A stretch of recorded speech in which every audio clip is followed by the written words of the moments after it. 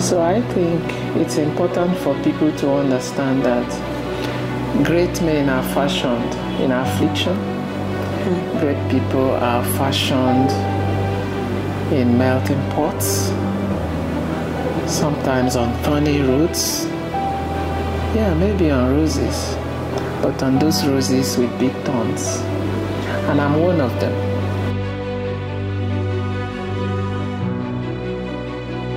I made a find in science. I introduced a new concept in science, previously unknown. The concept of critical pore pressure was unknown before I introduced it. So because of that, textbooks in soil mechanics have been revised to include it now. So newer textbooks starting from 2002 have now included the concept of critical pore pressure, the boundary between contraction and dilation. Wow. That's the big find, a major contribution to science. Ask me how strikes should be stopped when professors no longer solely depend on the salary. Your profession must pay you. If your profession begins to pay you, you will have no time for strike. But if all your money is coming from here, you will have time to go and sit and plan how to shut down the university. My School News TV, giving you a voice. On the scout for our next guests, for the face of My School News TV, we had a lot of nominations pointing towards this man. He is a distinguished professor of geology and the current dean of the Faculty of Physical Sciences. He has made significant contributions to the field of geology, environmental monitoring and assessment. Prof's career spans various roles, showcasing his expertise, leadership, and commitments to academia and environmental conservation. As the 166th inaugural lecturer of the University of Nigeria, he has demonstrated prowess in academic discourse and research. He leads the Engineering Geology, Environmental Monitoring and Assessment Research Group at UNN, driving innovative solutions to environmental challenges. Additionally, he serves as the coordinator of UNESCO ICL World Center of Excellence in Geomechanics and Geotechnics, further solidifying his global impact in the field. His influence cuts across the academia, as evidenced by his role as a facilitator for the commencement of the Department of Nuclear Science at UNN. He has also collaborated with the International Union for Conservation of Nature, IUCN, and Shell Petroleum Development Company, SPDC, to monitor biodiversity recovery in oil spill remediated sites in the Niger Delta.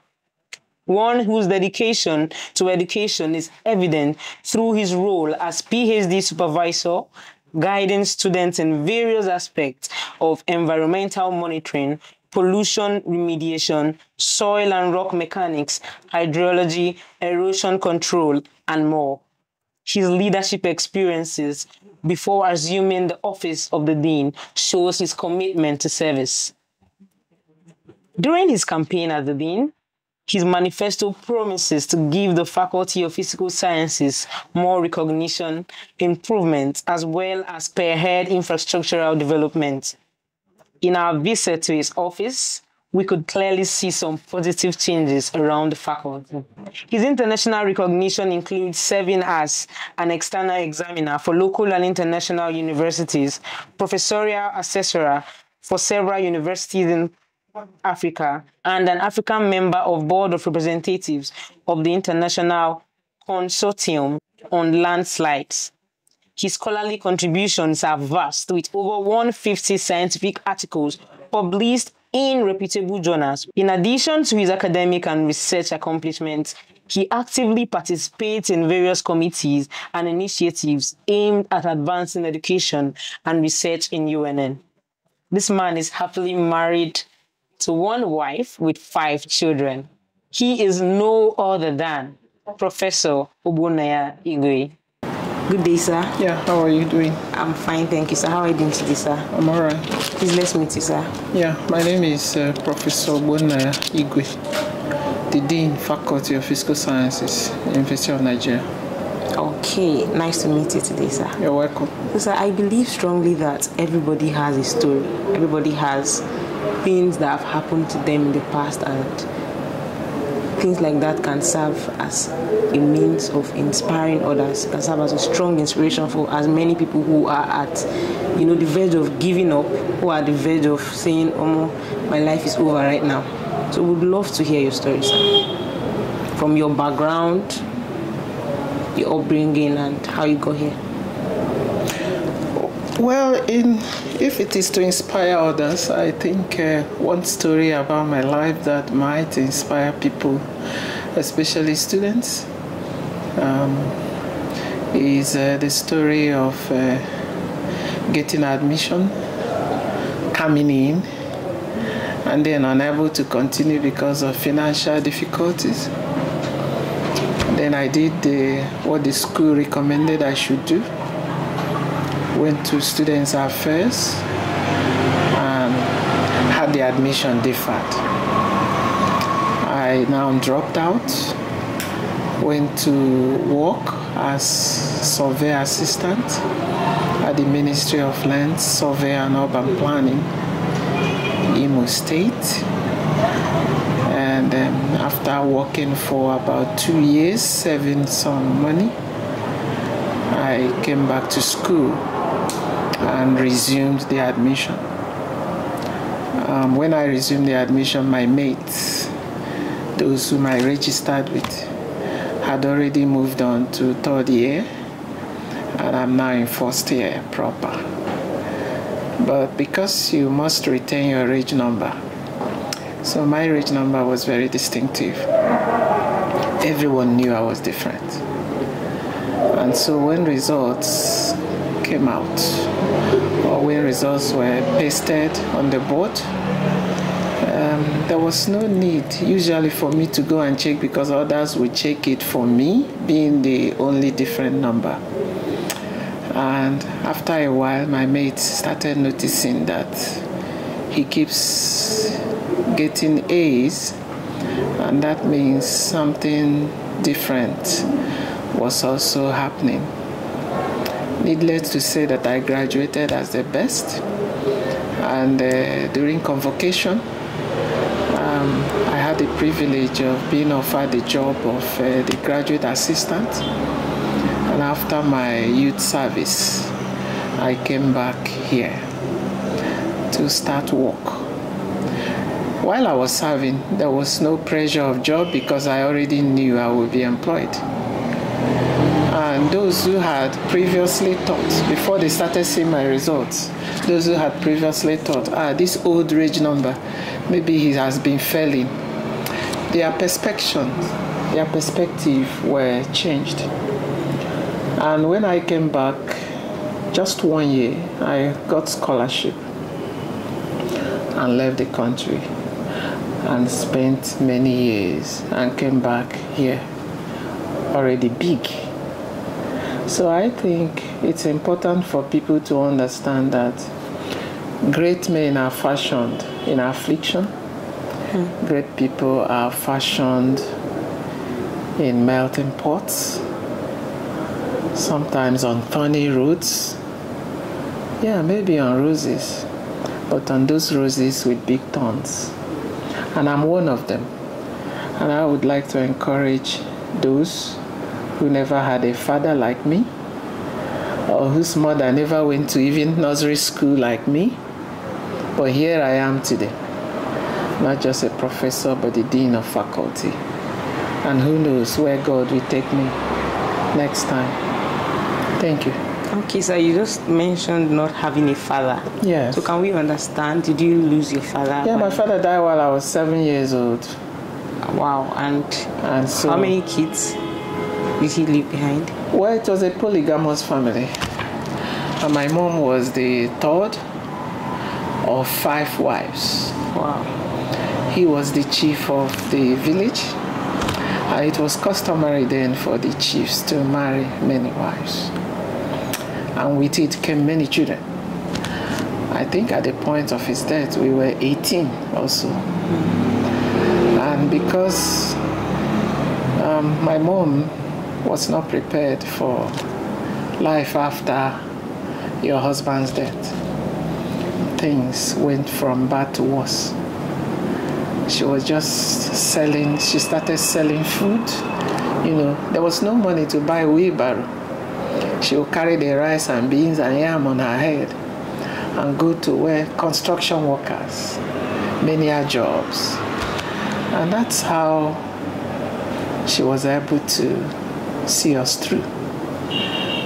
But I don't give the praise to her, I give the praise to God who made it possible. Okay. So that's my story. So at that point, what were you doing to help out? Were you doing anything, or you were just in school? Well, I was too young, very young actually. And my mind was not fashioned towards doing anything. Anyway, my mom never wanted anything to be done because it would distract me. She was focused on giving me, on making sure that I acquire education. The only thing she tried to do when the heat was too much was to ask me to go and live with my cousin, sister, who helped train me. Not just, she caught the vision. I think God told him where I was heading to, and so she sent me to one of the best secondary schools available those days. Imagine me going from Ebonyi State to the best secondary school in Southeast then, Government College, Umuahia. Wow. My science teachers were all white. Who I am now is mainly was defined by that secondary school. A great secondary school. So I didn't do anything per se. Others did everything for me. It's not like now where it would be easy for a young lad then to do something to help. It wasn't it wasn't as widely acceptable then as it is now. So that's much I remember. I didn't go to do any other thing. And like I said, the only time I tried to do something was when I came in, and then money became an issue because the cousin sister who trained me, the husband lost his job. So because he lost his job, my education suffered. So I had to withdraw and then started working in Imo State to raise some money to continue.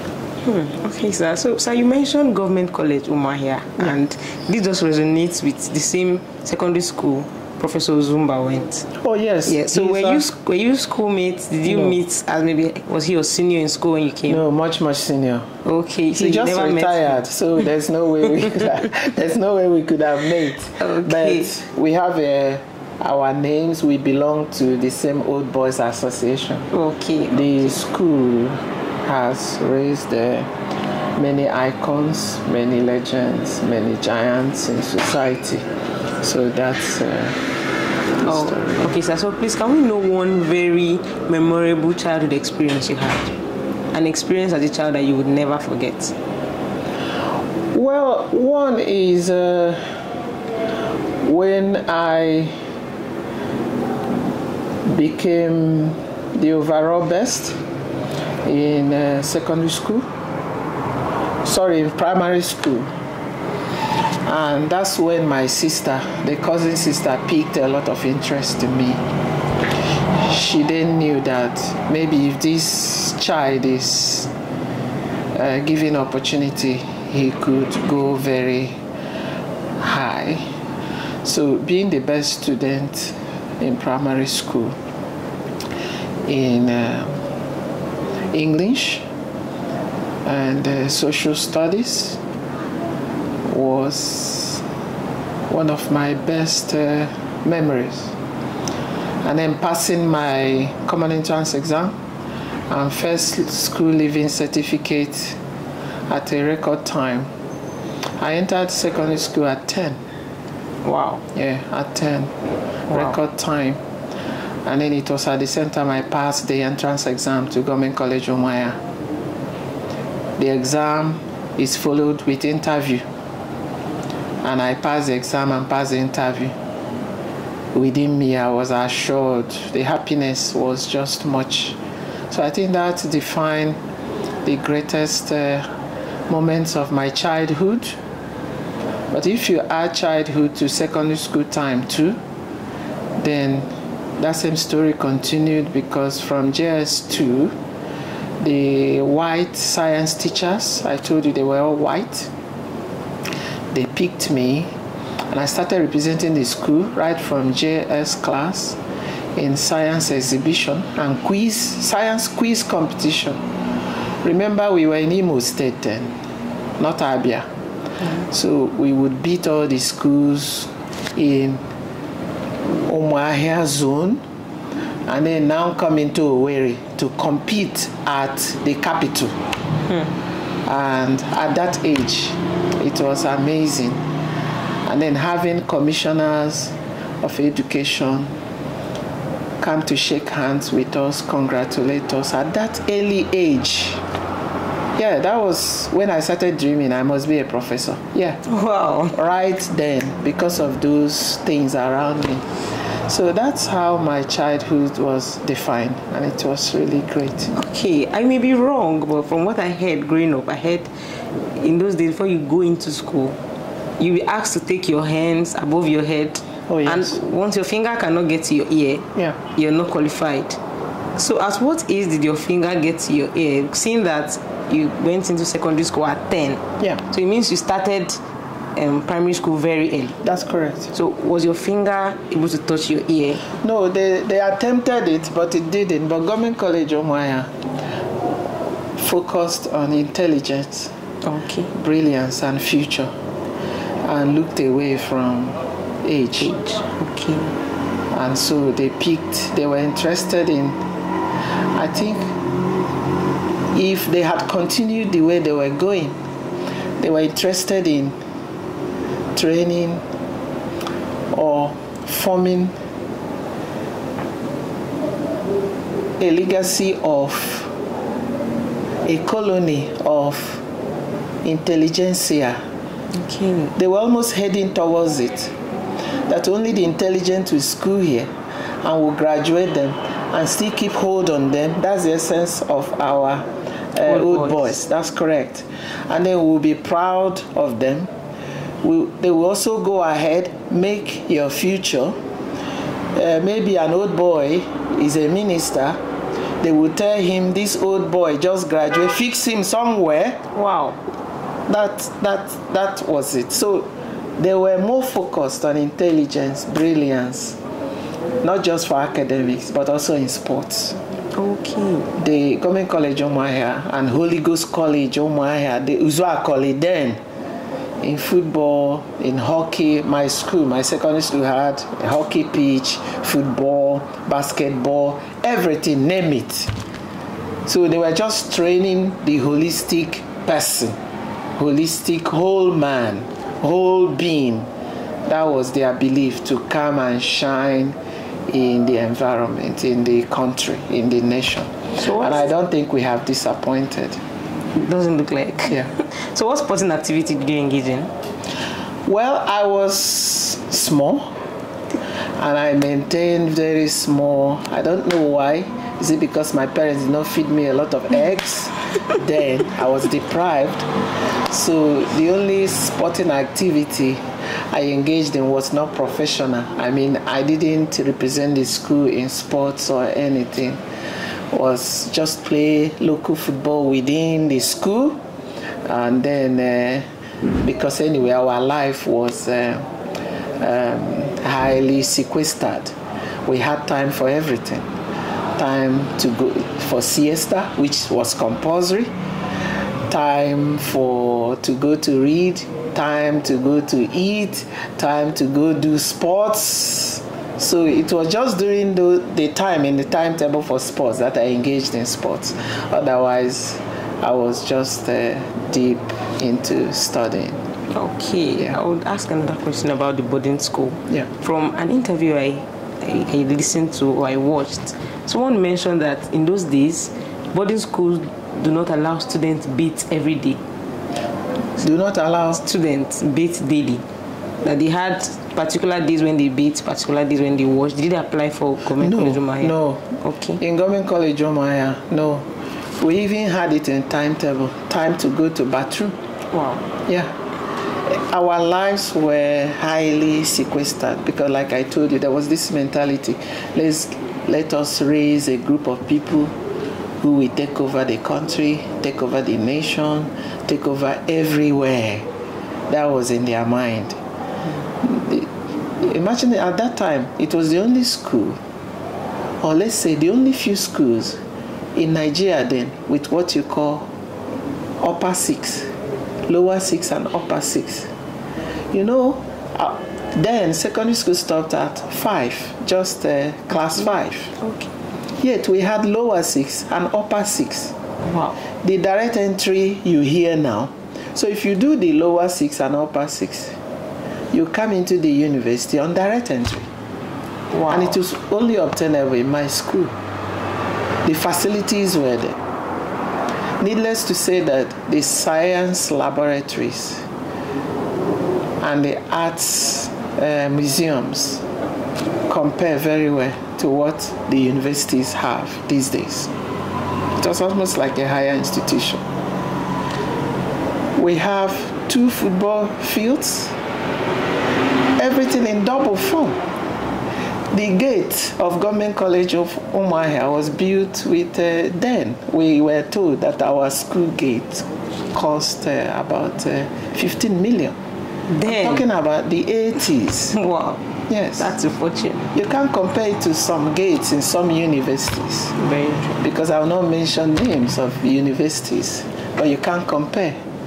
So that's, my school never allowed, we must bath, time to keep your nails clean, time to cut your hair, all those things were scrutinized. It was a real grooming session. That's correct. That's correct. Wow. That's correct. Okay, I will ask him concerning your office as his dean. You know, we're in a world where it looks like playing politics is left for people who are dirty, people who are ready to compromise and all of that. And you rarely see people who are of high standard, who are upright, coming out for political position. So what inspired you to come out for this position as a dean? Yeah, change. I sold the vision of change to the faculty. I told the faculty. Tinubu used change. I told them that you could be better, that something could evolve. And if you trust me with the mandate to be your dean, I will put the faculty in autopilot. So much so that even when I'm gone, every other person coming in as dean must sit in that platform or be classified as a failure. They trusted me. When the Vice Chancellor came to hold the election, we thought it would be a tight race, but it ended up not being. It was landslide. While I was scoring 140 something, 160 something, my closest rival was scoring 60, 50 something. So it was a landslide.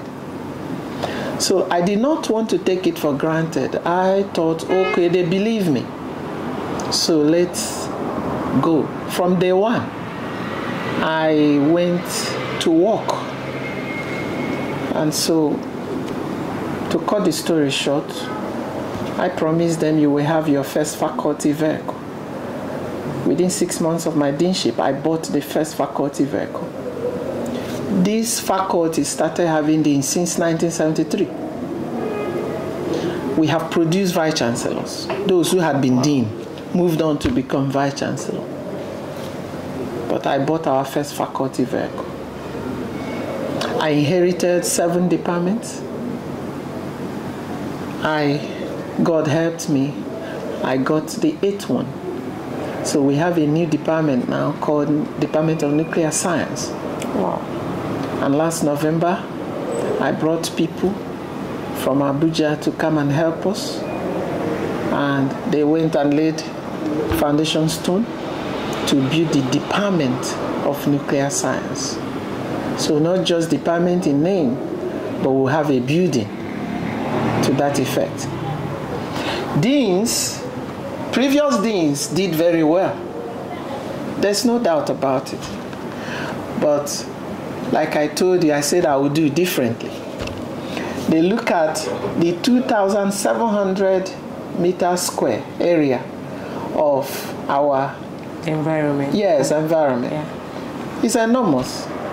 When you check the money to landscape, they say, no, I won't go there. I say, for me, I say, okay, I will go there. I'm almost done. And they're asking me, how did you do it? I'm not running to school. I've never run to school for money. Of course, school doesn't have money to give. The university does not have money. So I generate my money. And before I hand over, of course, the Vice Chancellor will come. Before even the VC leaves, he will come to commission. That's before June? Yes.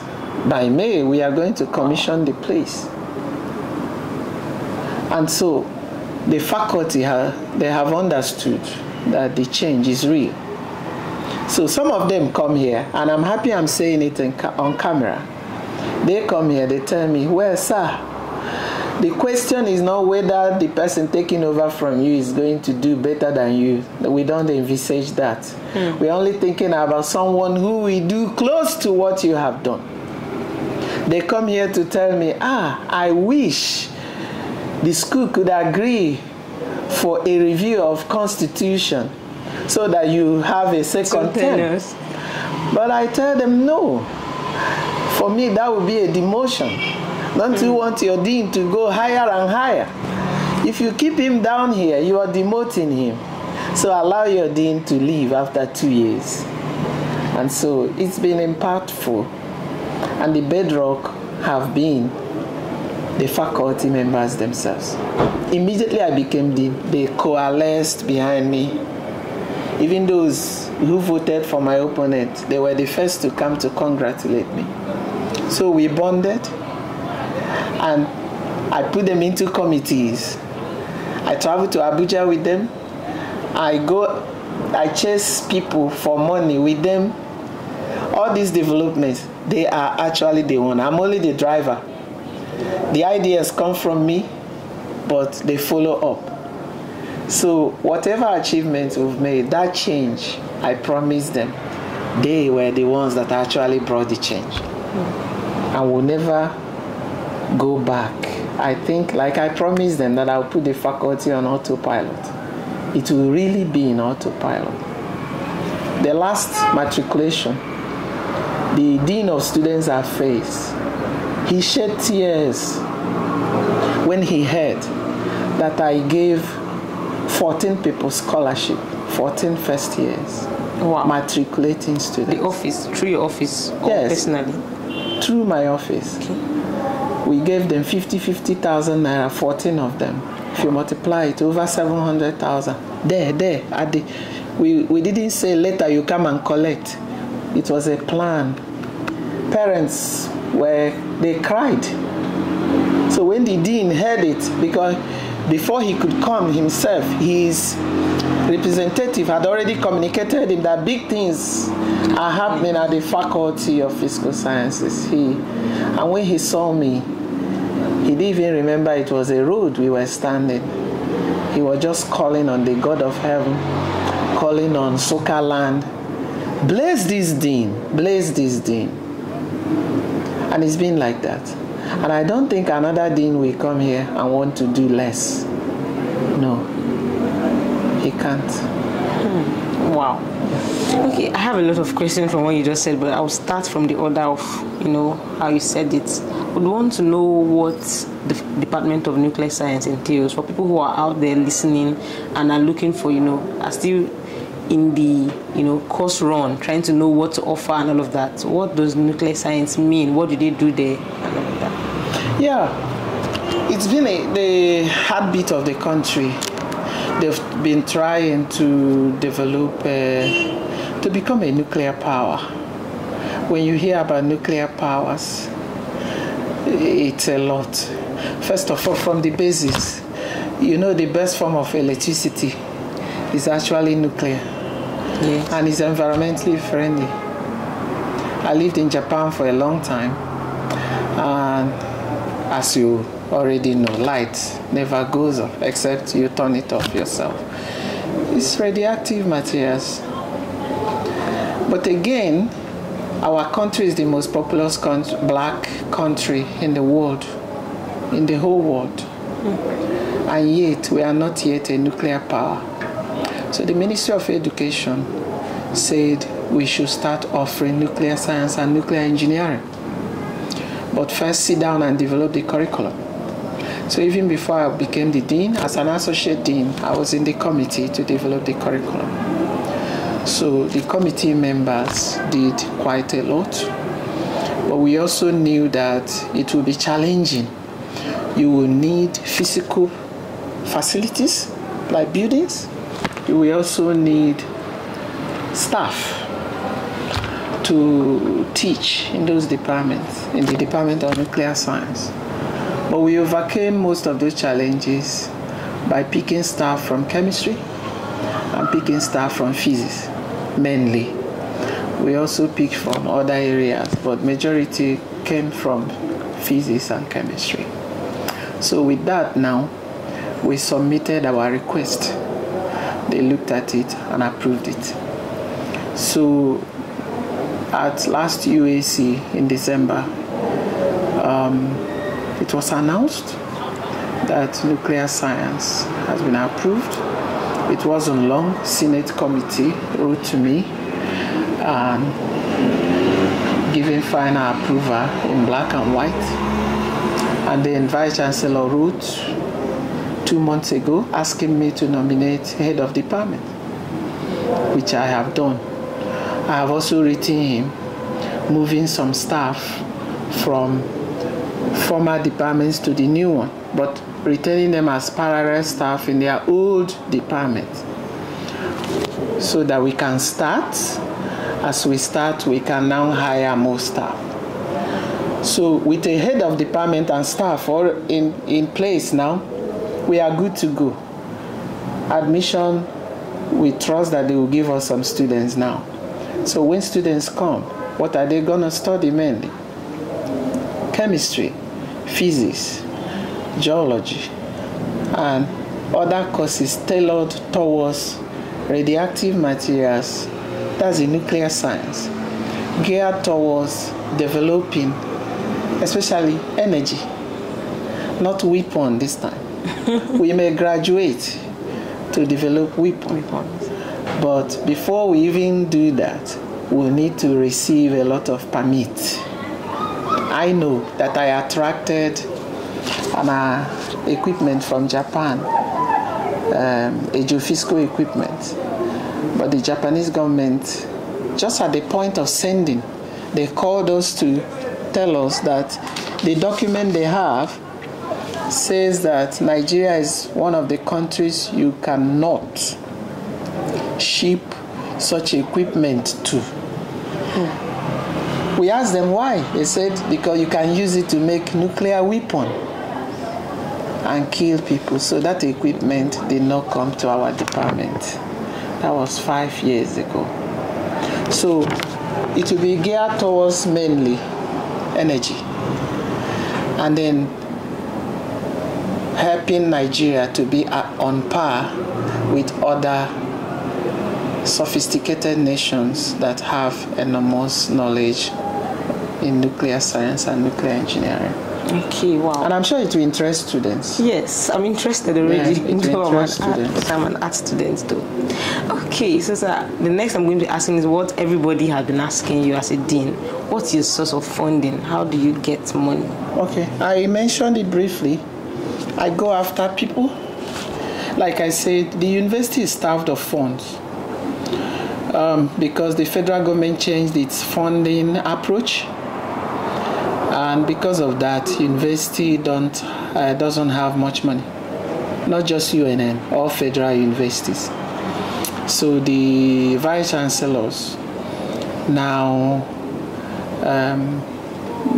some of them are at risk of not even having any project because of lack of fund. So you cannot depend on the university for fund. So the best way is to develop idea. If you sell the idea, then money will come if people buy the idea. So I have ideas that I sell, so to say. I propose it and ask them to look at it. And it's something that will benefit us and benefit you. When they view it that way, then we get some money. We don't just ask people, give us, give us.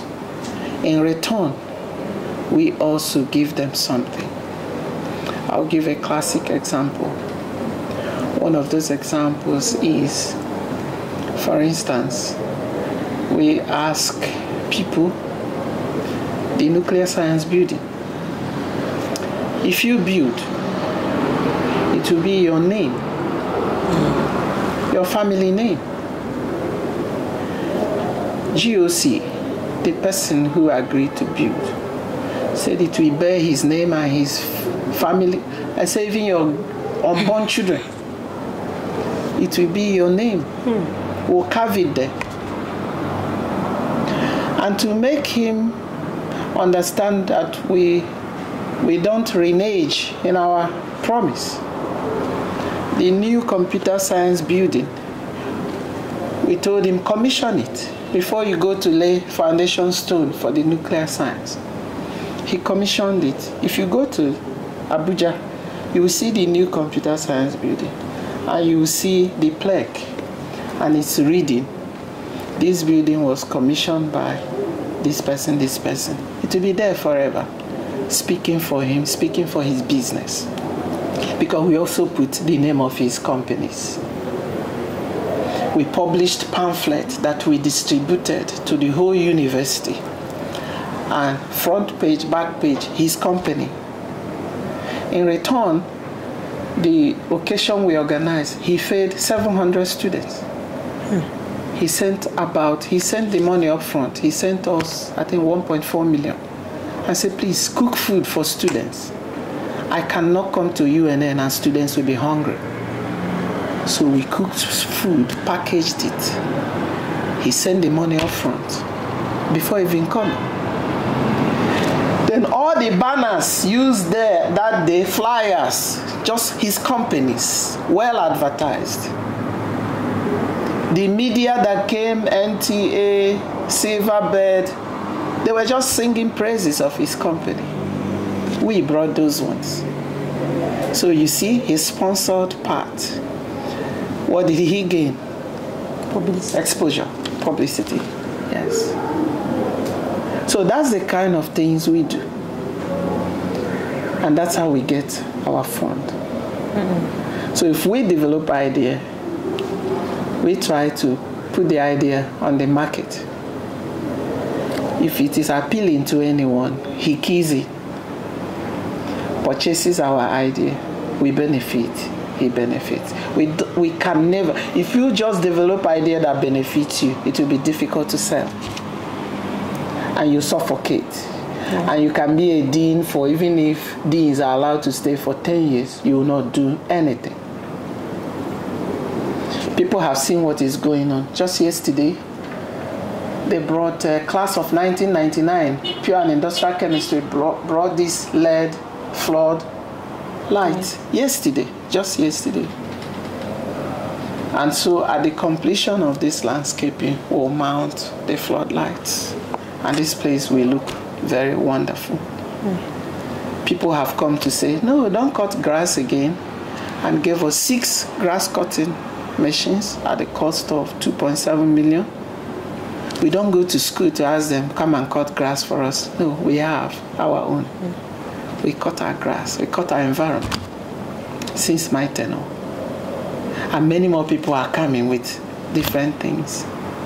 So I think basically going forward, because of the tight economic conditions in the country, ideas must generate money. Not just for faculty, but for academics, for students to survive. In the new Nigeria, their ideas must generate money. Professors, ask me how strikes should be stopped. When professors no longer solely depend on the salary. Your profession must pay you. If your profession begins to pay you, you will have no time for strike. But if all your money is coming from here, you will have time to go and sit and plan how to shut down the university. But when you are functioning, ask them now how, as a dean, first year of deanship, they will call me and I will say, I'm not available. I discovered once they find those who can do this job, I do for them better, they will throw me off the radar. I told the VC, no, I'll be going to work. Most of the oil industry, they can't do without me. I consult for them. So because my profession pays me, it will be difficult for me to begin to sit and discuss how to shut down the campus. No, it's impossible. So why it pays me is because there is something I'm doing for them. There's an idea they are buying from me. Otherwise, why would they need me? Why don't they take the professors close to them? Why would they need to pay? See, there's no flight from Enugu to Port Harcourt, mark you. There's none. It stopped over 12 years ago. Do you know how they route my flight? Abuja first and fly to Port Harcourt. Wow. Or you go to Lagos and fly to Port Harcourt. See. So why would they spend that kind of money to get someone from here? It's costing them more. But because the idea I am selling to them, they want to still hold on to it. I'm happy it's on camera and hoping that it will help challenge my colleagues. Not because I'm arrogant. No, I'm not saying it. No one has heard it before, but this opportunity is nice for me. Not many of them attended my inaugural lecture. It was just immediately after COVID. Because I said the same thing. Because the industry also came. Say, Igwe has done this for us. He did this for us in 2000 and this. He did this one. A lot of job. It was then the chairman Senate ceremonial, Professor Wanguma, said, companies, you have just increased this kidnapping value. And everybody laughed. And I said, no, don't mind these companies. They pay very small money for all these jobs. But actually, it's true. They have professors in Niger Delta.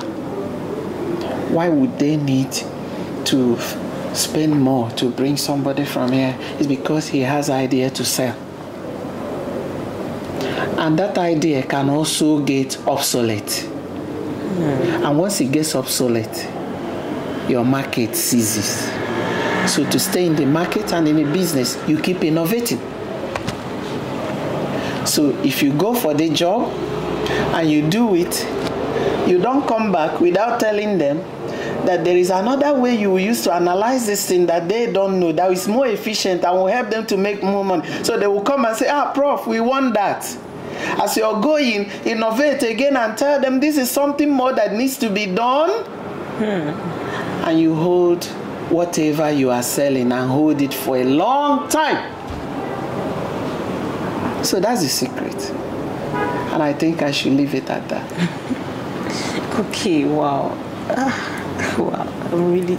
Okay, so the next question I'm going to be asking is this, concerning failures. You seem to have a lot of success story. I mean, just hearing you this morning looks like your life was all smooth, perfect, and all of that. Have you ever failed? Yes. Can we know one or two times when you failed? I had encountered failures so much. Let me start with academics. Yes, I graduated as the best, but it was not rosy. There was a course I wrote in my second year. Thermodynamics. taught by our great Professor Animalo. I was so confident, very, very confident, as usual. Because like I told you, that sense of innovation was instilled in my life by the secondary school I went. And I never left it. From year one, my teachers are still alive. Many of these people are my teachers. He taught me chemistry. He taught me statistics. They all taught me. They are still alive. But if you ask them, they tell you that one student comes to class with black pen, red pen, blue pen to exam hall. And that's how I wrote my exams. For instance, what is economics? If that is the question, I will now write what is the economics. Then I'll red line. I rule it with red. Then I will now start doing subsection. Then I'll say 1.1 definition. Then I'll define economics. Then 1.2, and then I'll be changing pen. True, they are all alive. You can ask them. So I wrote that thermodynamics even that way with a lot of fanciful drawings. Then I saw my results. D. It was unbelievable. I mustered the courage. I went to Professor Animalo. I said, it couldn't be my result. He said, who are you? I introduced myself. I said, I'm in second year geology. He said, you are very bold. I said, yes, sir, but I'm not here to make trouble, sir. Otherwise, I would have gone to head of department or something. I'm just here. You are a father to me. He pulled out the scripts. And lo and behold, I got D. For me, it was a failure. I came back to him. I said, should I take the course again, knowing where I was going? I had in mind that I should make a very good result. He said, my son, don't re-register it. Keep moving. Yes. So in that aspect, I failed. Before I got admission, I wanted to be an officer. I was the first person from my village to get admission at Nigerian Defense Academy. I thought it would just be academics. And remember, don't forget that I said before I was small. Yeah. I got there, it was, well, a mixture of academics and other physical activity. I couldn't stand it. I failed because I left and came to resume normal university study. My mates, regular course, NDA, they are rear admiral. Wow. Yes. Not brigadier, they passed brigadier general since. Yes. And if I look at, like, Rear Admiral Julius Nwago from BC, we were all mates at Government College Omuaya. If he's moving here, maybe 10 army vehicle in front, 10 army vehicle behind, and then he will be in tinted glass ones. So I failed. The failures are so many. I can't count them all. So for my life, what fashioned me the way I am, no, success does not just fashion a man. It's a mix of failure and success. The reason is because you must learn from your failure. As a married person, when I married young, I failed because I didn't understand how to handle a family. I didn't even understand there was something called emotional abuse. Yeah. I thought since I don't beat my wife, I didn't know anything like being close or romantic or giving her attention, but not anymore. These days, I am very attentive. So, beginning of my marriage, I failed, yes. I'm admitting it on camera. She knows I'm different now. Youth did not allow me to see what marriage was then. So I think in every aspect of my life, I've experienced failure. Yeah. The same way I have experienced success. Yes. Okay, so what's your most valued assets?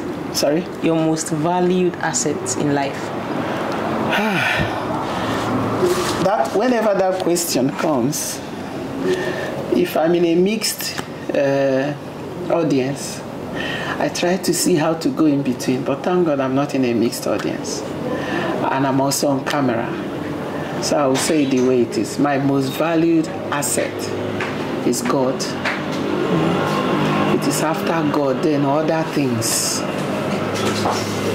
So He is my most valued asset. After that, my family, beginning from my wife to the children. These are the valued assets. Property is last. Money in the bank, all this landed property, they are last. In terms of priority, God, if you put God there, then you put my family. Other things can now follow. Yeah. Okay. So do you have fears? Fear. Well, yes, but even though the Bible says don't fear, yes, as a human being, once in a while, but not fears without faith, yes. Sometimes, for instance, since the insecurity, when you travel, you also wonder, if God is not with me, it may end terribly. Then also you understand the kind of job I do. I am an environmental consultant. We work, you see the place they murdered these soldiers. Yeah. We were there, we worked in those communities November last year. Yeah. And I came back from Bayelsa, moving into similar communities. I came back on 18th of March. All these communities, I work in creeks, I work in creeklets, I work in the most dangerous areas in the Niger Delta. Yes, we have lead and chase, what we call lead and chase, the boats, gunboats in front and gunboats behind when we are walking in the sea, and then when we are on the land, army in front, army behind. Yet, did they not kill these ones? They could have slaughtered us. So when we are in Niger Delta walking, fear is there from the beginning to the end, because anything can happen. Even though we are taught to identify risk before we start the job and implement mitigating measures. Mitigating measures are measures that will nullify that risk. I wish I could get it across to the school, even in homes. Every day we wake up, when we finish our morning prayer, we also do risk analysis. You identify, okay, as we enter bush today, as we go to walk in the rivers of Niger Delta, what are those risks that we might encounter? We identify, okay, militants might come, number one. Then beside it, what will be the mitigating measure? One of them is obey them, obey orders. They say lie down, lie down. That will nullify that risk. That you might fall into water. Then what will be the mitigating measure? Always wear your life vest. We wear it whether we are in the boat or whether we are outside to avoid falling into the water. You see, it effectively nullifies the other one. Yes. That there may be chances of fire outbreak. Well, everyone should learn how to use a fire extinguisher. It must be, it shouldn't have expired. It must be current, and we learn how to use it.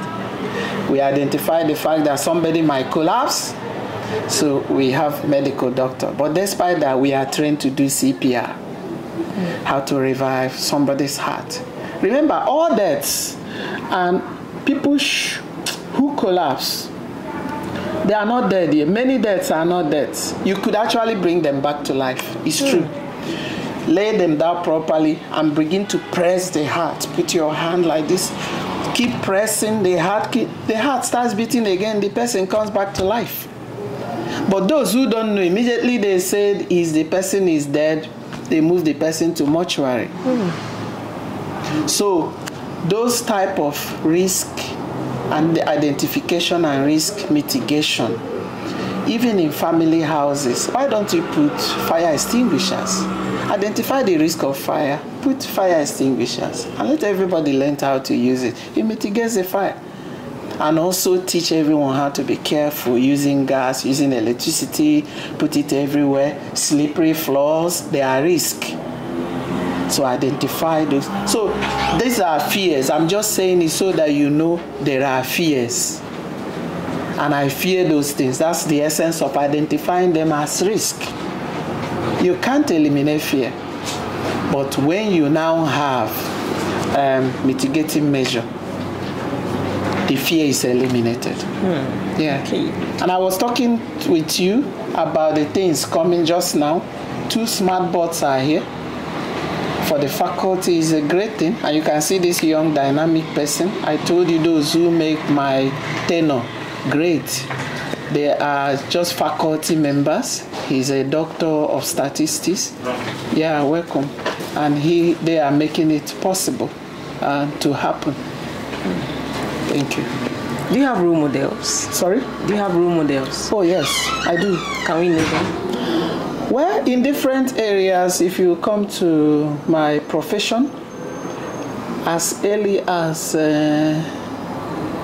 secondary school, I started modeling my life after the great Wole Soyinka in academics. And if you go to spiritual life, I have always been trying to model my life after my late general overseer, late Reverend Nsukka. They inspired me in ministry and various aspects of my life. I love sports, so I have role models in great football players, name them, the Ronaldos and Messis of this world.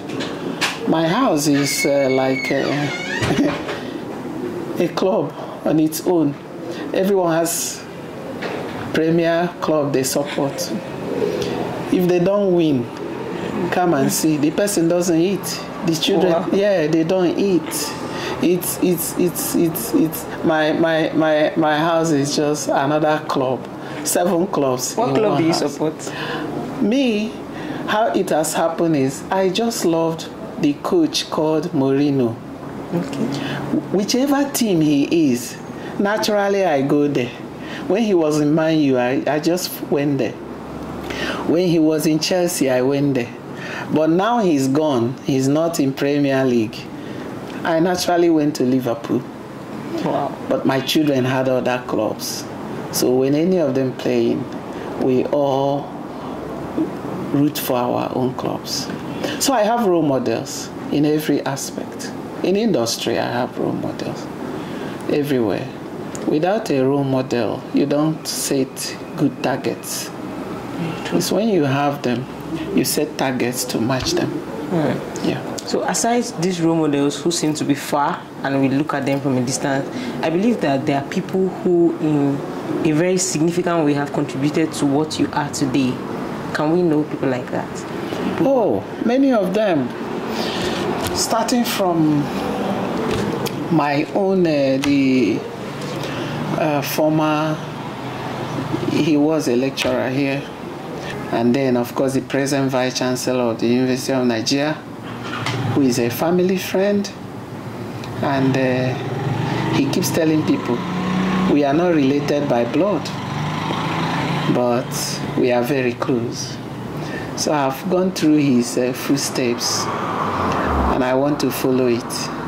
All he has told me, I'll certainly follow every advice he has given me today. These are the ones very close by.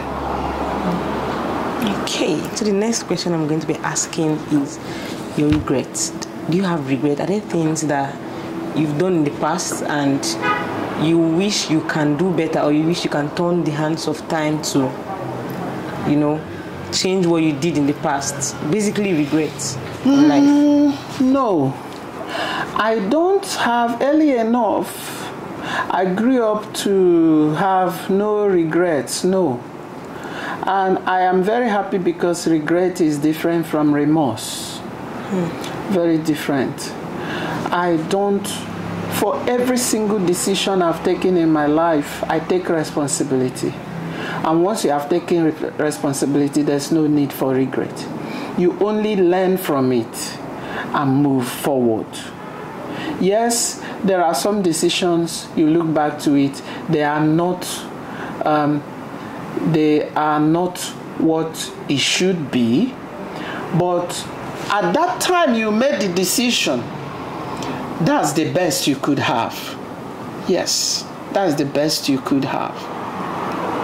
And so personally in life, how can I regret the wife I married? It's impossible. How can I regret the children I have? How can I regret the university I attended? How can I regret that I studied geology? How can I regret the teachers that came my way? How can I regret the decision? No, I don't. Honestly, I don't. And like I said, I am happy. Remorse is different from regret. And for regret, no. Those things that should be regret are just part of the foundation to make me who I am and to learn from it. People should learn to take responsibility rather than regret. Yeah, rather than regret, just take responsibility of your actions. The same way you take responsibility of your wins. As soon as this interview is over, I'm going to go on the platform and put this. I put this yesterday, and congratulations was all over. Now we have 2 smart boards given to us by the Vice Chancellor of the university.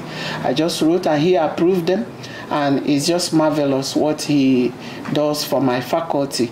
I'm going to put it on the platform, and I take responsibility because I initiated the action. And if I take decision and it goes bad, no, I don't regret it. I just take responsibility. I own up. It was my decision. Remorse will be, okay, that's not the result I intended. The outcome we have is not what I intended. But to go and sulk in regret, no. So I don't have any regrets whatsoever. Or what I can now look back and say, I wish I did it in a better way. No. At that point, there was no better way I could have done it, given the prevailing situation and circumstance.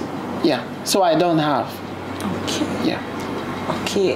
From a little research I did, I heard you authored a major textbook used, I don't know if it's physics or chemistry. Yeah. So what textbook is that, please? Well, it's, let me correct the impression. I made a find in science. Okay. I introduced a new concept in science, previously unknown. The concept of critical pore pressure was unknown before I introduced it. So because of that, textbooks in soil mechanics have been revised to include it now. So newer textbooks starting from 2002 have now included the concept of critical pore pressure, the boundary between contraction and dilation. Wow. That's the big find, a major contribution to science. It's more like you have a patent right. Oh yes, that's correct. Wow. That's correct, it belongs to me. That's why I said there's no gain in having regrets. When I arrived Kyoto University, remember I was going on the platform of best graduating. Yet I arrived, I made A's in computer science, but I never saw any computer, never used, and only to arrive Japan to start, not just Japan, but a university that is always contesting with America the number of Nobel Prizes. My university, every year, they win Nobel Prize. And I arrived, my professor said, you're from Nigeria? Okay, Igwe, okay, you're welcome. This is your office. Laptop in carton, and I thought it was TV. He said, good luck in your study. I had never set up a laptop, never used a keyboard, never. So, and instead of staying there regretting the type of education I acquired, I knew I must do something. I went, he had other international students from France, from Slovakia, from China, from Russia, I went to one of them and said, come, help me set up my laptop in my office so I can start my study. He said, you mean you don't know? I said, I don't know. They laughed and laughed and laughed at me. But I had strong spirit. They set it up. I thought he had gone, but through the door hole, they were watching me as I moved the mouse all over the table because I didn't know how to use the mouse. I was moving it everywhere, round and round. So my first scholarship money, I bought my own to be using in the room. So it was, I've given you this background so that you know how shocked they were when one day I came and told my professor, sir, it appears I've stumbled on something big. He said, can you show me? I showed him. He said, no, this is not. I said, sir, you haven't, take a look at this thing. I was doing experiment in the lab and I got this result and I came and theorized it, put it in mathematical form, and it's making sense. That before now, sir, you have the behavior of soils or rocks that contract. Weak soils will contract and they will move this way. Strong soils will dilate, they will move this way. Sir, if we start with a loose soil, think it this way, and start increasing the density, making it dense from loose is weak. We try to densify it and make it stronger. The one that is loose will contract, isn't it this way? You make another one stronger, it will go above it. If you make it stronger, it will go above. After a time, it will change to dilation because it's strong now. In between, there must be a boundary you will cross. There must be a boundary demarcating this contraction and dilation behavior. I think I have found that boundary, sir. And knowing this boundary will be very good for science. They thought, how would someone who couldn't use laptop, who couldn't set it up, who thought it was a TV? Before they knew it, I sent it to the United States of America conference. Wow. Though I was still a master's student, they replied and said, dear Professor Igwe, thinking I was a professor, we are pleased to inform you that your paper has been accepted for presentation. Ha! I told my professor, let me present this thing here so that you people see it. I presented knowing I'm unstoppable now. They agreed. They discussed it privately and publicly. And I knew I was up to something. I went to Canada and presented it. And when I was done, everyone stood. It became not just my MSc topic now. It wasn't my topic. I just stumbled on it. My professor now said, your PhD, develop it. In writing paper, I told him, I will not put your name first, sir. I'm sorry, I'll put my name first. We agreed, and I put my name first. So I own it. So since then, the world of science has recognized that there is a boundary between this behavior and that behavior. And that unless you pass this boundary, you cannot go here. Unless you pass this boundary, you cannot go here. So that's what I own. And that's why major textbooks have been revised. Not that I wrote a textbook, yes, but no, textbooks have been revised to incorporate this one. Wow. Yes. When did you start research? When did you start practicing research? I told you I started dreaming of being a professor very early. Yeah. I'm partnering my life in professorial manner. And that meant learning the rudiments of research very early. But when the activity itself kicked off was during my BSc. I went extra mile to do anything. My project was, I got A in my BSc project, and it was submitted for an award. And I have a lot of certificates showing all the awards. So that's actually when they kicked off, and I love it. Yes. So how do you relax? What do you do for your leisure? Well, for my leisure, I really That's why I refused to live in school. Oh, wow. Yes. The Vice Chancellor graciously gave me accommodation.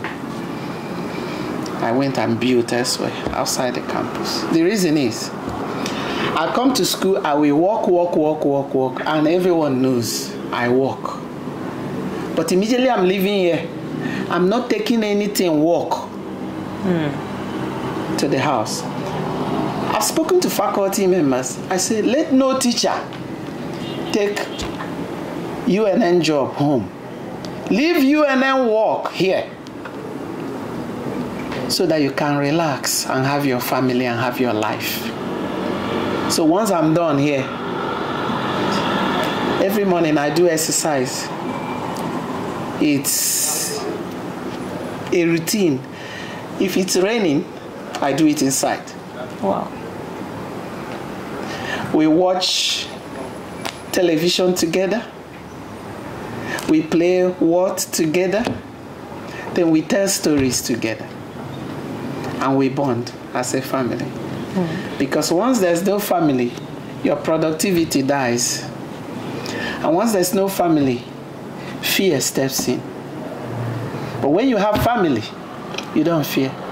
You know that if you had harassment in the office, you're going to a home, not a house, a home. But unfortunately, people have houses, not home. So that's how I relax. And again, you already know the tragedy of my life. If I'm not here, and if I'm not in the church, I'll be in my house, I'll be doing sports. That's it. So what's one thing people do not know about you? Well, I think one thing they don't know about me is that I stand firmly and I can defend the truth with all my life. Wow. That's correct. Once it is the truth, I'll defend it with all my life. That's one thing they are not aware of.